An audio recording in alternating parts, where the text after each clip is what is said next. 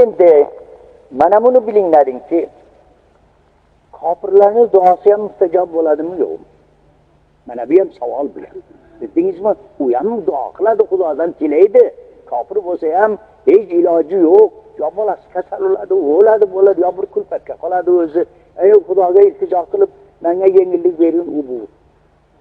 Mustajob bo'ladimi? Kitoblarda aytadiki, muomalot, dunyoviy muomalot bo'lsa mustajob bo'ladi. Mana shayton murtad bo'lib turib Xudoga duo qildi-ku, Xudoyo meni qiyomatga qadar jonimda olmay hayot menga bergin.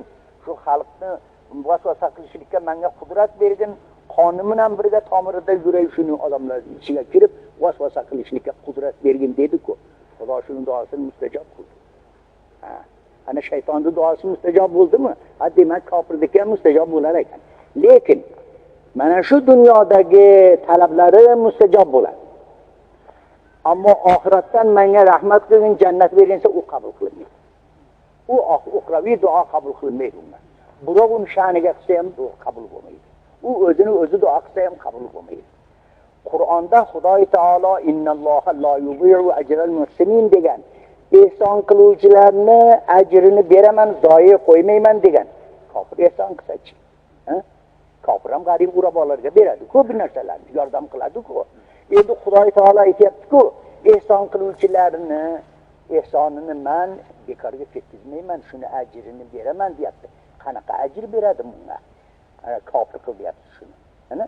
Bir g'aribga kofir yo'lda turgan bir soiliga siz ham qildingiz bir ehsonni, kofir ham borib berdi bu narsani. Sizniki nima bo'ldi, uniki nima bo'ldi? Siznikini oxiratga qoldiradiki, o'sha qilganingizni oxiratda sizga savob beradi. Ana ungachi? Ana unga oxiratda ishtima yo'q-ku endi-ku. Ularning nasibasi yo'q-ku oxiratda-ku. Ularniki shetda beradi. Shu nahma-naq oladi şeyda. Ana kofir agar ehson qilar ekan, bir yaxshi ish qilar ekan, Xudodan nahma-naq oladi. Ya'ni uni davlati ziyoda bo'ladi, bildingizmi, obod bo'ladi u, mana farzandlari bo'ladi. Mana shuni chetda o'zidan nahma-naq olaveradi u qilganiga. Oxiratga qolmaydi uniki. Ana shuni shunday deb bilinglar. Bildingizmi? Bu juda ulug' masala bu. Zo'r masala bu. Har qanday odam bilavermaydi buni. Buni mendan eshityapsizlar. Bildingizmi?